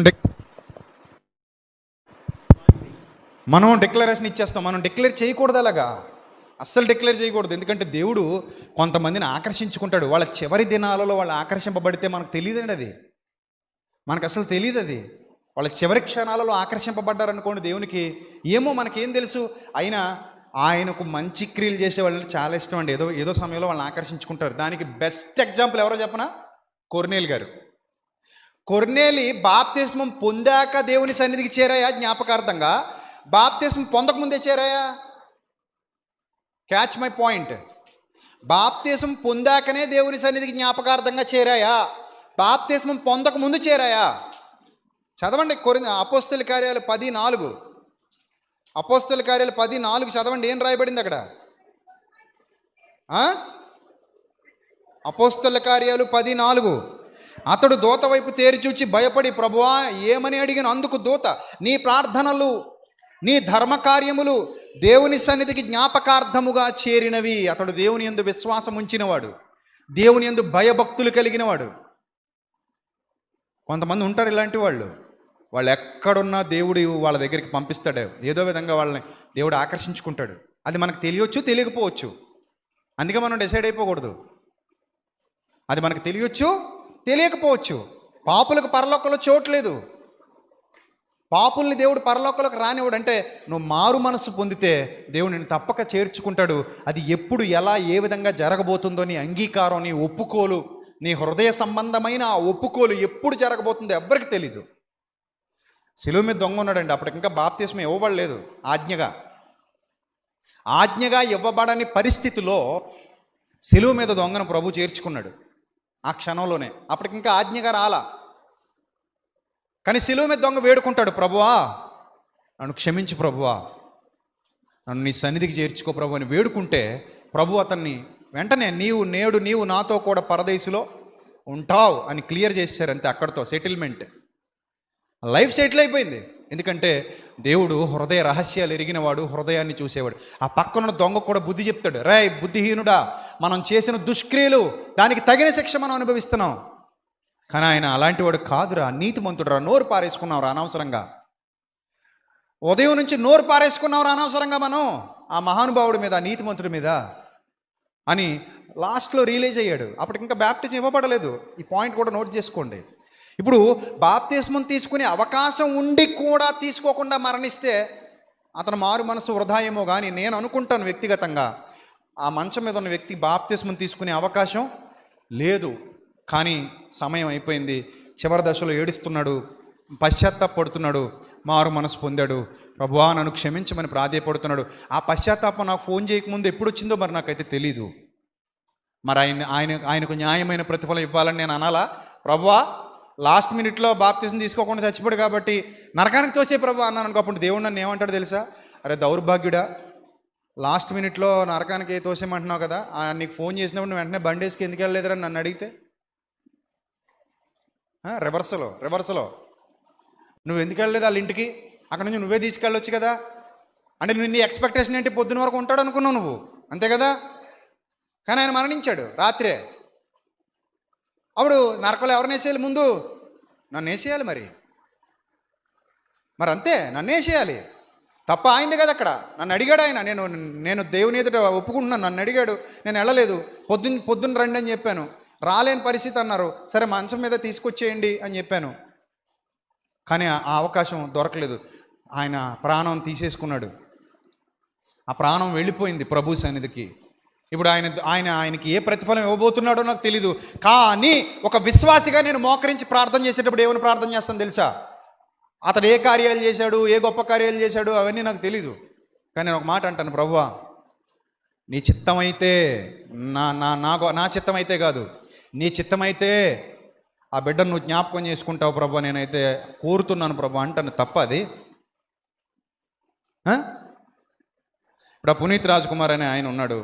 1800 మంది ఆడపిల్లలు చదివించాడు. అందులో క్రైస్తవ పిల్లలు కూడా ఉన్నారు. 27 వృద్ధాశ్రమాలు కట్టాడు. 26 ఎన్నో అనాథాశ్రమాలు కట్టాడు. కళ్ళు 2 దానం చేశాడు. 8 కోట్ల రూపాయలు చారిటీకి పెట్టాడు. నీకు బుద్ధుండొద్దు, మనిషివా పశువా అలాంటి వాళ్ళ గురించి ఎందుకు తప్పుగా మాట్లాడుకోవటం? నోరు మూసుకుని ఉంటే సరిపోద్ది కదా. నువ్వేమైనా చేసావా పోనీ అలాగా? నువ్వు మంచోడు, నువ్వేం చేయాలి? శాస్త్రుల నీతి కంటే, పరిసయ్యుల నీతి కంటే మీ నీతి ఏమవ్వాలన్నాడు? అధికము కావాలన్నాడు. మరి అయ్యిందా? అవ్వలేదు. కానీ వాళ్ళని మాత్రం పో నరగాన పో, నేను మహానీతిమంతుడిని, నేను మహానీతిమంతుడిని, దేవుని పేరు చెప్పి వాళ్ళని మోసం చేసేస్తాను, దేవుని పేరు చెప్పి వాళ్ళని మేము వాడుకుని వదిలేస్తాను, దేవుని పేరు చెప్పి ఇష్టం వచ్చిన దుష్క్రియలని చేసేస్తుంటాం, దేవుని పేరు చెప్పి ప్రతి పనికిమాలిన పని చేసేస్తాం రహస్యంగా. దొరికితే దొంగ, దొరకకపోతే దొర. బయట వాళ్ళ గురించి మాత్రం ఎందుకు అలా? తప్పండి. ఏమో తెలియదండి, ఎవరు ఎప్పుడు ఎక్కడ ఎలా మారతారో, ఎవరి హృదయం ఎప్పుడు దేవునితో సమాధాన పడుతుందో, దేవుడు ఎవరి హృదయాన్ని ఎప్పుడు సమాధాన పరుస్తాడో మనకు తెలీదు. మన బాధ్యతల్లా ఒక్కటే, సువార్త పని చేయటం. అలాగని నీతి క్రియలు మంచి క్రియలు చేస్తున్న వాళ్ళని మురుగుగొడ్లే అనుకో. చేయని, సపోర్ట్ చేయి, ప్రోత్సహించు. నీకు చేతనైతే ప్రోత్సహించు. మంచిగా చేస్తున్నావయ్యా, ఏమండి నేను 10 మందికి అన్నం పెడుతున్నాను, మంచిదే బాబు పెట్టు అనండి. ఏమండి నేను 100 మందిని చదివిస్తున్నాను, మంచిదే బాబు చదివించు అని చెప్పండి. అంతేనా? మొన్న తమిళ నటుడు సూర్య అని ఉన్నాడు, ఆ జైభీం సినిమా తీసిన ఆయనది ఒక వీడియో చూశాను నేను. ఒక అమ్మాయిని చదివిస్తున్నాడు ఆయన కూడా మంచిగా చారిటీలు చేస్తాడు. చదివిస్తుంటేనట ఆ అమ్మాయి మాట్లాడుతుంది, మైక్లో మాట్లాడుతుంది. ఒక రకంగా భావోద్వేగానికి గురైతే ఆయన వెనకున్న ఆయన లేచిపోయి, నాకు తమిళ అర్థం కాలేదు క్లియర్గా, కానీ ఆయన చేసిన మేలుని బట్టి భావోద్వేగానికి గురై ఏడుస్తుంది. ఒకవేళ ఆయన లేకపోతే నా లైఫ్ లేదు, ఆయన లేకపోతే నేను చచ్చిపోవాలని ఏడుస్తుంటే ఈయన పైకి లేచిపోయి ఏడుస్తూ వెళ్ళిపోయాడండి. వెళ్ళిపోయి ఆ అమ్మాయిని గట్టిగా, చిన్న అమ్మాయిని గట్టిగా పట్టుకున్నాడు. నాకు మనసు కలిచివేసింది ఆ సన్నివేశం. అర్రే ఎంత మంచి మనసు ఉంది ఈయనకి అని అనుకున్నాను. ఇప్పుడు దేవుడు అందరి హృదయాలు చూస్తాడు కదా, ఎవరిని ఎప్పుడు ఆకర్షించుకుంటాడో, ఎవరిని ఎలా ఆకర్షించుకుంటాడో, ఎవరు ఏ క్షణంలో ఆయన దృష్టికి ఇష్టలవుతారో, ఆయనతో సమాధాన పడతారో మనకు తెలియదండి. అక్కడి వరకు నేను ఆయన్ని సపోర్ట్ చేస్తాను కదా, చేయొద్దా? అక్కడి వరకు నేను ఆయన గురించి మంచిగానే మాట్లాడొద్దా? అక్కడి వరకు ఆయన బాగుండాలనే కోరుకుంటాను. ఎందుకంటే ఒకవేళ అమ్మాయి నా కూతురైతే, ఒకవేళ అమ్మాయి నా చెల్లెలైతే, ఒకవేళ అమ్మాయి స్థితిలో నేనే ఉంటే నేను ఇప్పుడు దేవునికి ఏం చెప్పాలి? ప్రభువా నీ చిత్తమైతే ఈయన కూడా నీతో సమాధాన పడినట్లు. ఒకవేళ అతని హృదయం నీ ఎదుట నిందారహితంగా ఉంటే, అతని హృదయం ఒకవేళ దోషిగా నిలబడుతుంటే, ఒకవేళ అతనికి నీకు మధ్యలో ఏదైనా క్లాషెస్ ఉంటే నాకు తెలీదు ప్రభువా, కానీ ప్రభువా అతను నీతో సమాధాన పడినట్లుగా సహాయం చేయి, అతన్ని చల్లగా కాపాడు, ఇంకో 10 మందికి సహాయం చేసే విధంగా చేయి. ఎందుకంటే ఆయన నీతిమంతుల మీద అనీతిమంతుల మీద కూడా వర్షం కురిపిస్తున్నాడు.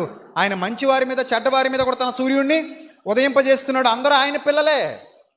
ఏ ఒక్కరూ నశించిపోవటం మన తండ్రికి ఇష్టం లేదు. అందరూ ఆయన కృపలో రక్షణ పొందాలని కోరుతున్నాడు ఆయన. అలా అని వాళ్ళు చేసిన నీతి క్రియల్ని మనల్ని నిందించమని చెప్పట్లా. అరే నాయన, శాస్త్రుల నీతి కంటే పరిచయాల నీతి కంటే నీ నీతి అధికం కావాలి. కొంతమంది ఉంటారు బోధిస్తారు తప్ప ఏముండవు, ఏం చేయరు. బోధించడం సులభమే. వ్యభిచారి అయినా సరే మారు మనస్సు పొందిందా, పెళ్లి చేసేసుకో అని చెప్పడం సులభమే బిడ్డ, చాలా సులభం. కానీ నీ రహస్య జీవితంలో మాత్రం అలాంటివి ఉండవు. దొంగ బతుకు. చెప్పడం ఈజీ, చేయడం కష్టం. కాబట్టి ఏ మంచిని మనం తృణీకరించొద్దు. యావత్ క్రైస్తవ సమాజానికి చెప్తున్నాను దేవుని కుమారుడిగా. ఎవరు మంచి చేసినా నోటితోనే కదా, పోయేదేముంది, ఏమైనా డబ్బులు అయిపోతాయా?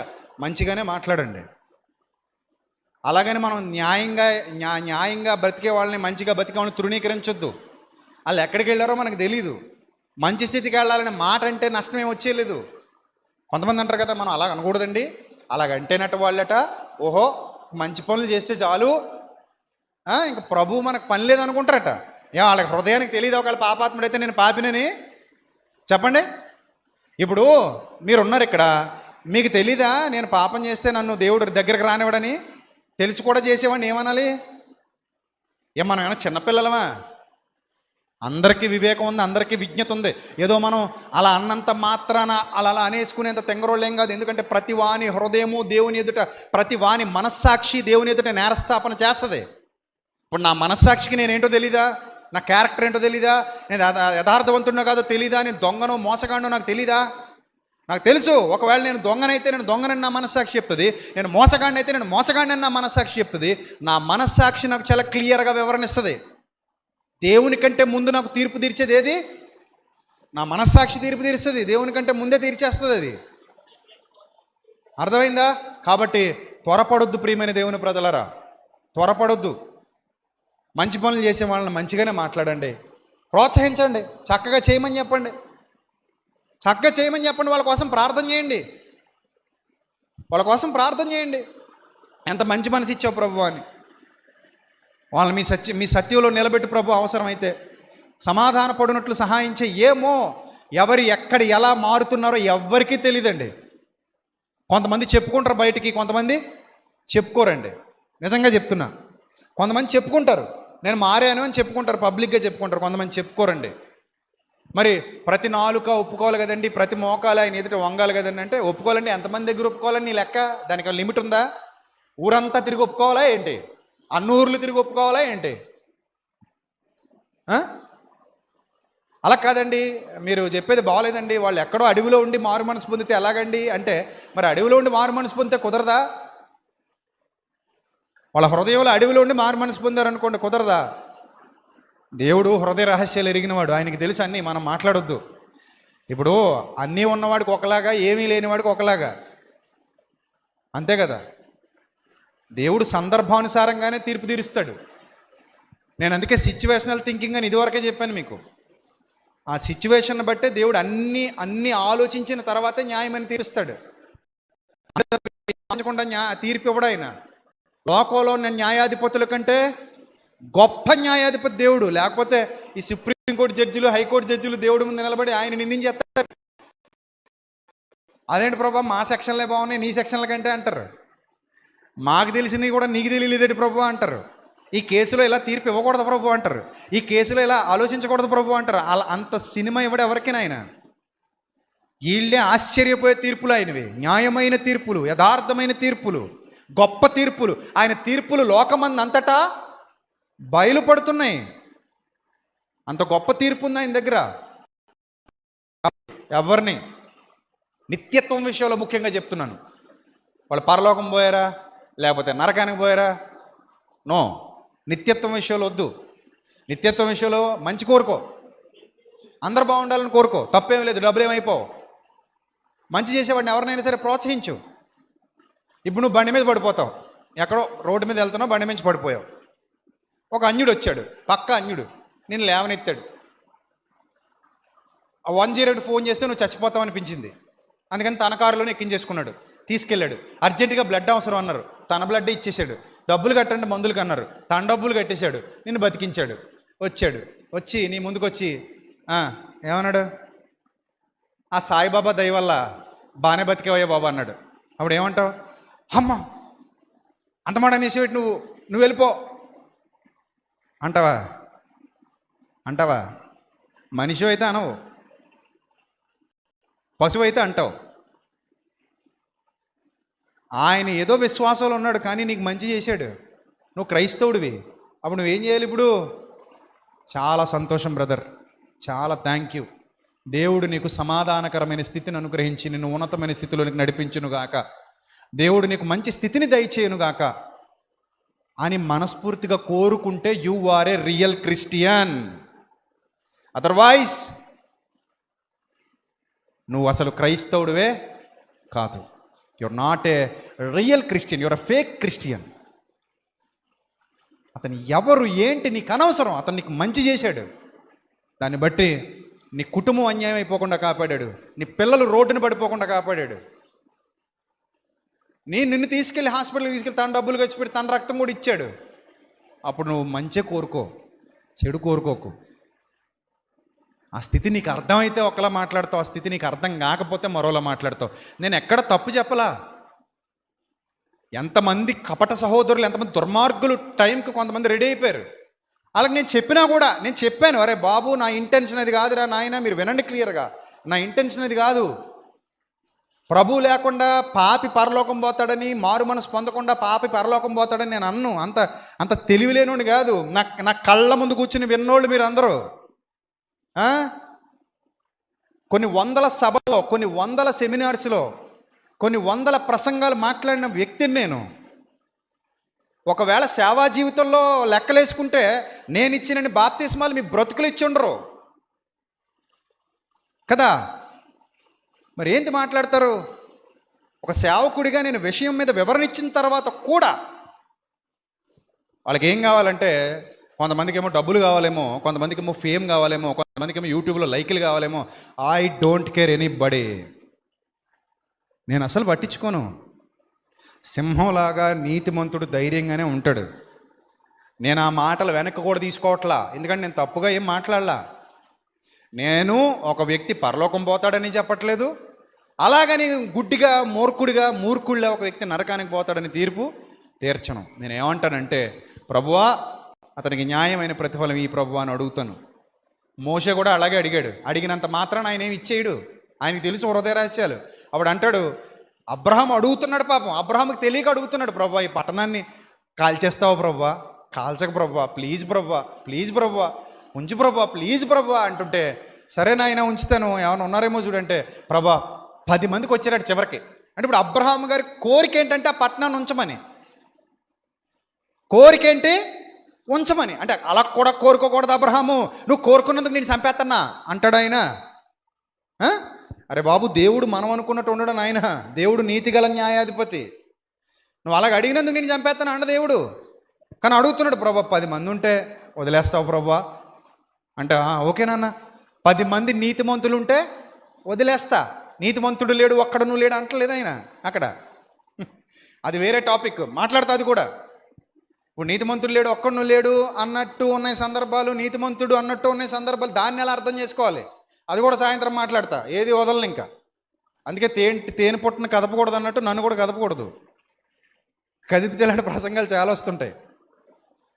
ఏదైనా సరే ఒక వ్యక్తి గురించి మాట్లాడేటప్పుడు ఆ వ్యక్తి యొక్క బలాబలాలు అంచనా వేయాలి. వాడు ఏంటి అసలు, వాడి మైండ్ సెట్ ఏంటి, వాడికి బైబిల్ తెలుసా తెలీదా, ఒకవేళ వాడి ముందు నిలబడితే మనం మాట్లాడగలమా.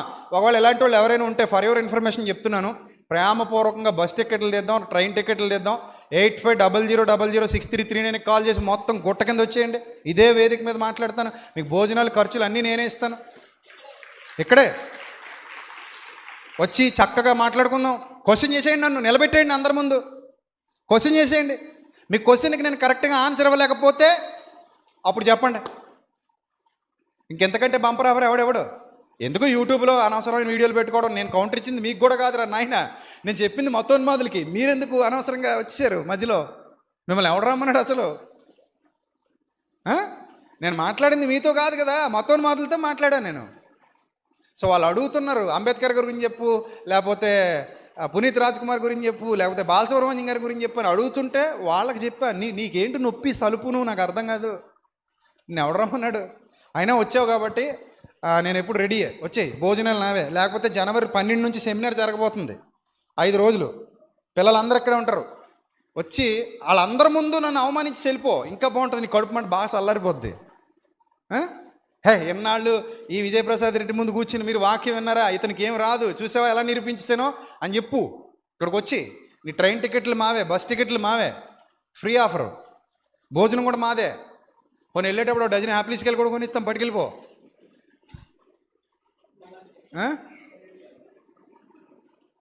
సో ఎందుకు అక్కర్లేంది ఒక వ్యక్తి ఏంటి, ఒక మనిషి ఏంటి, అతను ఏం మాట్లాడతాడు, ఎలా మాట్లాడతాడు.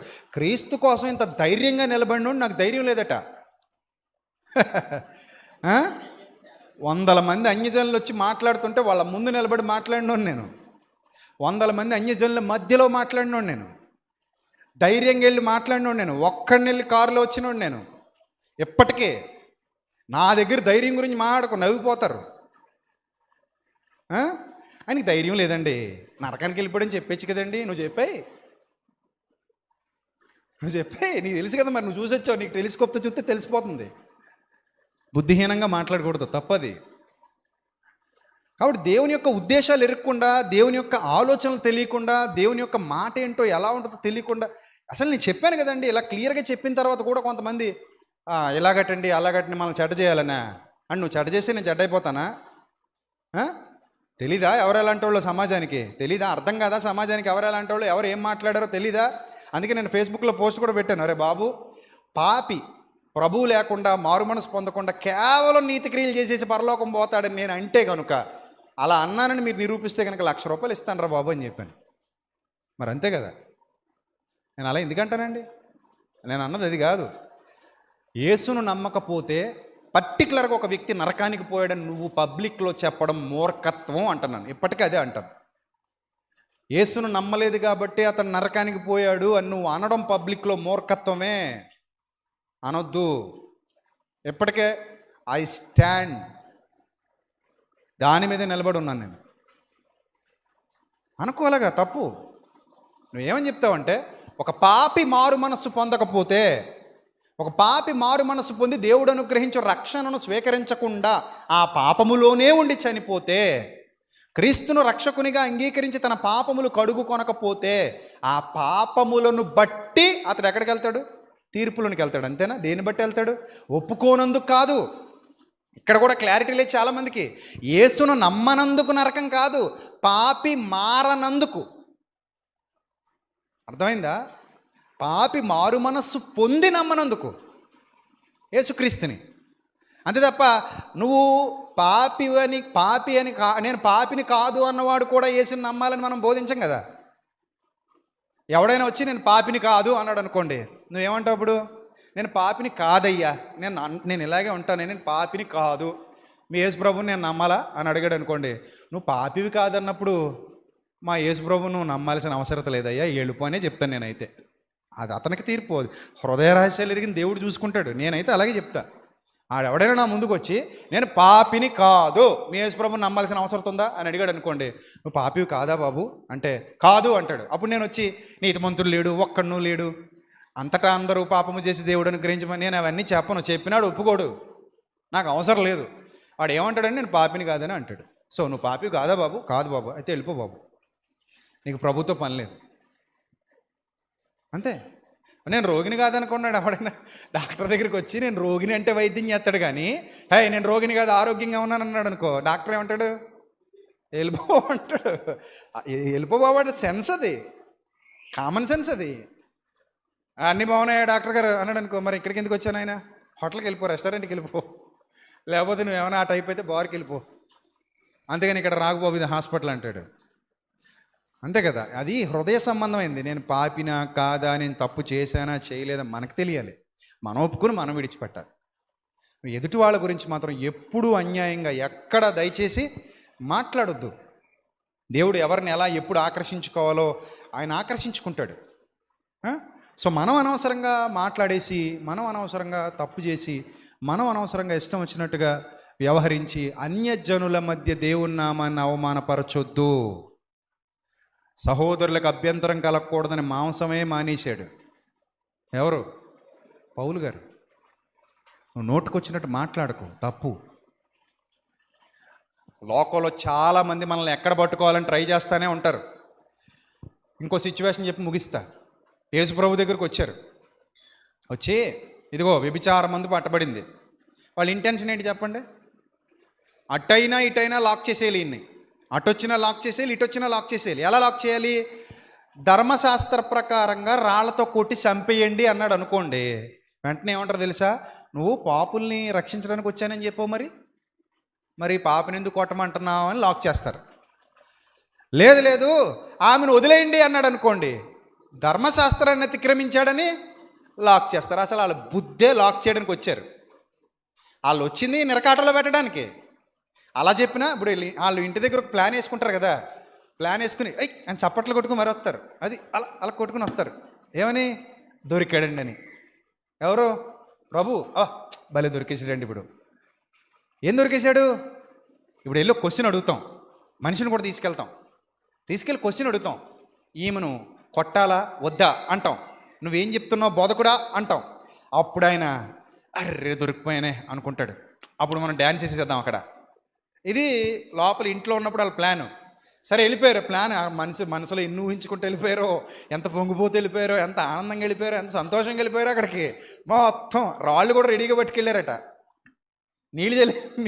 మొత్తం నీళ్ళు వెళ్ళేసాడు అంతే ఒక్కొక్కడి మీద. ఎవ్వరు మాట్లాడడానికి సరిపోకుండా నీళ్ళు వెళ్ళేసాడు ఆయన. అప్పుడు ఆయన అన్నాడు, మీలో పాపం లేనివాడు ఎవడో రాయేసేయండి రా నాయన అన్నాడు. అన్నీ అయిపోయినాయి మొత్తం. ఒకే దెబ్బకి 2 పెట్టెలు. అది అయిపోయింది పని, ఇది అయిపోయింది. పోయారు చక్కగా. అది యుక్తి, వివేకం, జ్ఞానం. ప్రభువుకి తెలివిలేక కాదు, దద్దమ్మల్లా మాడకండి. మోషే ధర్మశాస్త్రానికి వ్యతిరేకంగా బతుకుతున్నాడని అన్నందుకు పౌలు గారిని మొక్కుబడి ఉన్నట్టుగా కొంతమందిని తీసుకుని వెళ్ళాడు అక్కడికి. ఎందుకంత అలాగా? హతసాక్షి అయిపోవచ్చు కదా అక్కడే. నువ్వు చెప్పాలి మరి ఎప్పుడు హతసాక్షి అయిపోవాలో. కాబట్టి తెలివిగా వెళ్ళాడు ఆయన. అరే బాబు నేను మోసేకి వ్యతిరేకం కాదు అన్నట్టు. ధర్మశాస్త్రానికి నేను వ్యతిరేకం కాదురా బాబు, నేను మీ వాడిని అన్నట్టు వెళ్ళాడు అక్కడికి. అందుకే అన్యులకి అన్యుల వలె ఉన్నాను, యూదునికి యూదుని వలె ఉన్నాను అంటాడు ఆయన. అందరినీ సంపాదించుకున్నట్టుకు నేను అందరి వంటి వాడను కావలసి వచ్చింది అంటాడు అక్కడ. నీకు సువార్త పరిచర్య చేయాలనుకుంటే నేర్చుకో ముందు, లేకపోతే రా క్లాసులకి రా చెప్తాం, అంతేగాని ఇష్టం వచ్చినట్టు మాట్లాడుకో. చాలామందిని దూరం చేసేస్తావు దేవునికి. అర్థమైందా? సో అది తెలివి, అది యుక్తి. ప్రభు మాట్లాడిన మాటల్లోనే ఆ లోతైన ఆంతర్యం అది. ఇప్పుడు చెప్పండి, నీతి క్రియలు కావాలా దేవుడికి వద్దా? అసహించుకుంటాడా? ఇంకా మురుగుట్లేనా? చెప్పండి. ఇప్పుడు కొర్నేలు సందర్భంలో నీ మురికి గుడ్డలన్నీ నా సన్నిధికి జ్ఞాపకార్థముగా చేరిన అనలేదు ఆయన. ఇంకా అప్పటికి బాప్తిసం కూడా లేదు ఆయనకి. ఆ తర్వాత పేతురు గారిని పంపించి బాప్తిసం ఇచ్చారు. అదే చెప్తున్నాను, దేవుడు ఎప్పుడు ఎవరిని ఎలా ఆకర్షించుకుంటారో ఎవరికీ తెలియదు. అది అందరికీ తెలియాల్సిన అవసరత కూడా లేదు. రహస్యంగా కూడా జరగవచ్చు, అది ఎక్కడో జరగవచ్చు, వాళ్ళు ఎక్కడో ఉండొచ్చు, మనకు తెలీదు. అంత ఎందుకంటే మొన్ననే నాకు కువైట్ నుంచి ఒక కాల్ వచ్చింది. ఆవిడ ఎక్కడో ఒకళ్ళ ఇంట్లో పని చేస్తుంది. ఆవిడ ఇక్కడ నుంచి వెళ్ళేటప్పుడు మారు మనసు పొంది వెళ్ళలా, కానీ ఇప్పుడు అక్కడ ఉండగా మారు మనసు పొందింది.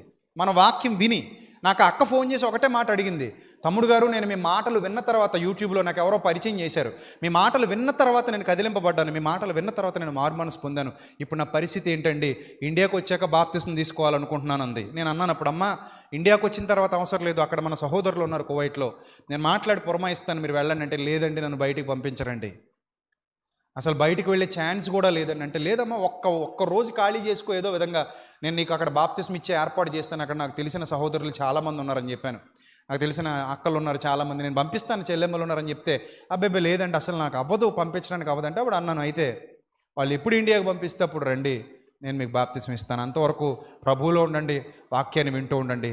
అక్కడ అవకాశం లేదు, ఇప్పుడు అక్కడ అవకాశం లేదు.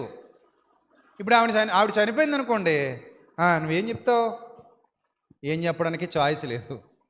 ప్రభు చూసుకుంటాడు. నీతిగల న్యాయాధిపతి ఆయన ఎవరిని విడిచిపెట్టడు, ఆయన ఎవరికి అన్యాయము చేయువాడు కాదు. బైబిల్లో ఒక మాట ఉంది, దేవుని యందు అన్యాయము కలదా అని క్వశ్చన్ మార్క్ పెట్టి పౌలు గారు అంటున్నారు. అట్లనరాదు, ఆయన యందు ఏమి లేదు, అన్యాయము లేదు. కాబట్టి కపట సహోదరులకి, వక్రీకరించే వాళ్ళకి, తప్పుగా మాట్లాడే వాళ్ళకి, విజ్ఞత లేకుండా మాట్లాడే వాళ్ళకి అందరికీ గొడ్డలు పెట్టి సందేశం. సో ఈసారి మీరు అందరికి పంపించండి. ఈసారి అలా మాట్లాడే వాళ్ళకి పర్సనల్గా పంపించండి మెసేజ్. ఈసారి అలా మాట్లాడే వాళ్ళకి పర్సనల్గా కామెంట్ చేయండి. చెప్పండి వాళ్ళకి, అరే నాయనా నువ్వు కుప్పిగంతు లేక మా అన్నయ్య ముందు ఇక్కడ ఏదైనా మాట్లాడాలనుకుంటే నీకు టికెట్ తీసి పెడతాం, రా ఇక్కడికి వచ్చి కూర్చో, నీకు భోజనం కూడా కడుపు నిండా పెట్టి మాట్లాడుకుందాం, అప్పుడు మా ఎదురుగా మా అన్నయ్యని నువ్వు ఏమీ తెలియదని నిరూపించి వెళ్ళిపో సింహంలాగా, నీకు ఏ ఇబ్బంది కలగదో, నీకు చక్కగా తీసుకొచ్చి కూర్చోబెడతాం ఇక్కడ, నువ్వు అడుగు, క్వశ్చన్స్ ఏం అడుగుతావో అన్నయ్య ఆన్సర్ చేస్తారు అని చెప్పండి. సరే తల్ల వంచండి. సాయంత్రం మళ్ళీ రాజమండ్రిలో ఇంకో కోటింగ్ ఇద్దాం, ఇంకో సందర్భం ఉంది, ప్రార్థన చేసుకుందాం.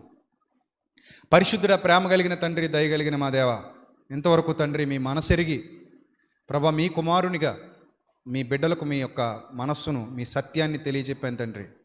వారు విని విడిచిపెట్టే గుంపులో కాక విన్న వాక్యమును అనుసరించి జీవించగలిగే భాగ్యాన్ని ప్రసాదించండి. అవును ప్రభా, ఒకప్పుడు మేము కూడా అపరాధముల చేత, పాపముల చేత చచ్చిన వారమే తండ్రి. మీ కుమారుడైన క్రీస్తు ద్వారా మమ్మల్ని రక్షించి మీ అపూర్వమైన అమూల్యమైన కృపలో మమ్మల్ని కాపాడి ప్రభా మా హృదయాన్ని ఎరిగిన దేవుడవు తండ్రి, ఉచితంగా మాకు రక్షణ అనుగ్రహించారు తండ్రి మీ కృపలో. తండ్రి రోజు మేము రక్షణలో ఉన్న మేము రక్షణ పొందని వారిని, ఇతరులను, వారు చేస్తున్న క్రియలను తృణీకరించకుండా తండ్రి వారిని ప్రేమతో సత్యం వైపు నడిపించడానికి, మీతో సమాధాన పడినట్లు వారి హృదయాలను తండ్రి సిద్ధపరచడానికి మమ్మల్ని ఆయత్తపరచండి తప్ప సువార్త పేరుతో అన్యజనులందరినీ ప్రభా మీకు దూరం చేసే విధంగా, మూర్ఖత్వంతో మీకు దూరం చేసే విధంగా మేము ఉండకుండానట్లు, భిన్నమైన సువార్త తట్టుకు మేము వెళ్ళిపోకుండానట్లు తండ్రి, ఎవరి నిత్యత్వాన్ని గురించి మేము మాట్లాడుకున్నట్లు ప్రభా మాకు జ్ఞానం ఇవ్వండి, వివేకం ఇవ్వండి తండ్రి. మీ సత్యవాక్య ప్రకాశము చేత మమ్మల్ని బలపరచమని ఘనత, మహిమ, ప్రభావములు మీకే చెల్లిస్తూ ప్రభా మిమ్మల్ని తప్పుపట్టగలిగే శక్తి, సామర్థ్యం ఏ మానవుడికి లేదు తండ్రి. మీరు ప్రేమయ్యి ఉన్నారు, మీరు జ్ఞానమై ఉన్నారు, మీరు మంచివారు, ఎవ్వరికీ అన్యాయము చేయవారు కాదు, మీ యందు ఎలాంటి అన్యాయము లేదు తండ్రి. ప్రభా మీ కుమారుడైన క్రీస్తు శత్రువునే ప్రేమించమన్నాడు ప్రభా. అలాంటి క్రీస్తును నమ్ముకున్న మేము శత్రువును కాదు కదా ప్రభా, మంచిగా బ్రతుకుతున్న వారిని కూడా ప్రేమించకుండా, అయ్యో పాపం అని కూడా అనలేకుండా వారు నశించిపోవాలని కోరుతూ ఎంతమంది అయితే ఈరోజు దుర్బోధకులుగా బ్రతుకుతున్నారో ప్రభా, భ్రష్టులుగా మారిపోతున్నారో, సాతాను ఎవరి కన్నులకైతే గుడ్డితనం కలుగజేశాడో వారందరినీ వెలిగించమని, ప్రతి ఒక్కరిని బలపరచమని, స్థిరపరచమని, ఘనత మహిమ ప్రభావములు మీకే చెల్లిస్తూ క్రీస్తు నామంలో ఈ ప్రార్థన మనవులు అడిగి వేడుకొనుచున్నాం మా కన్న తండ్రి. ఆమెన్.